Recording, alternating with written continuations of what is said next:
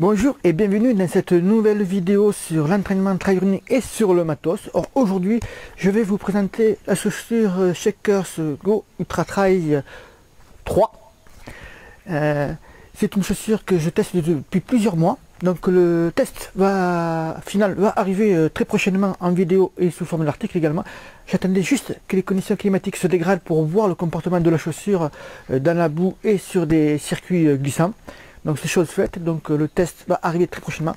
Aujourd'hui je vais vous la présenter en vidéo et bien sûr avec l'article ci-dessous. Donc c'est une chaussure à la marque Shakers qui pèse un peu plus de 300 grammes, 319 grammes si mes souvenirs sont bons, en taille 42.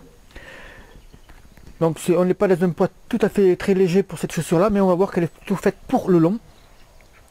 Ensuite on a un drop de 4 mm, donc je rappelle juste ce que c'est que le drop de 4 mm, différentiel entre la hauteur talon et la hauteur du bout du pied. Donc là il est de 4 mm, on se rapproche un petit peu pour la foulée médio-pied. Elle a deux particularités, un chausson assez étroit quand même, donc il me fait penser un petit peu aux chaussures Adidas, donc ceux qui ont les pieds larges, attention.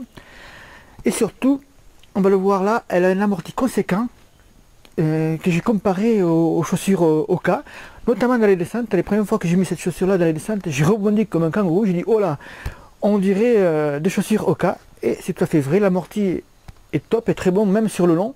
Je vous en dirai plus dans mon test terrain. Elle a une autre particularité, c'est qu'on peut le voir ici, alors je rapproche, on va voir des trous. Alors, je ne sais pas si on le voit bien là, vous avez deux trous pour l'évacuation de l'eau ou pour la respirabilité de la chaussure.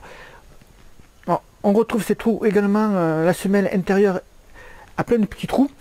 Je ne sais pas si on l'a vu sur la vidéo, vous avez les photos en dessous de l'article pour mieux le voir.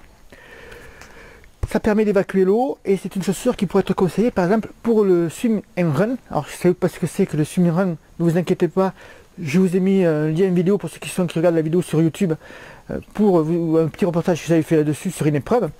C'est tout simplement un enchaînement trail et natation en eau libre en combinaison de natation qui fait plusieurs kilomètres et on enchaîne les séquences comme ça. Donc voilà, dans mon premier ressenti avant le test final, c'est une très bonne chaussure, je vous en parlerai plus longuement dans mon test final. Je vous montre aussi également la semelle extérieure, on peut voir qu'il y a des renforts également partout, c'est bien une chaussure de trail. Donc je vous en dirai prochainement très rapidement plus.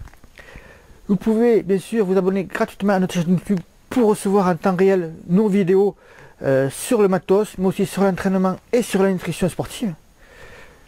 Voilà, j'espère que ça vous a plu et que vous en saurez plus, vous devrez en savoir plus rapidement. Vous pouvez bien sûr me poser vos questions sur cette chaussure en dessous de cette vidéo, j'y répondrai avec grand plaisir. Je vous retrouve dans une prochaine vidéo, bon run et à bientôt.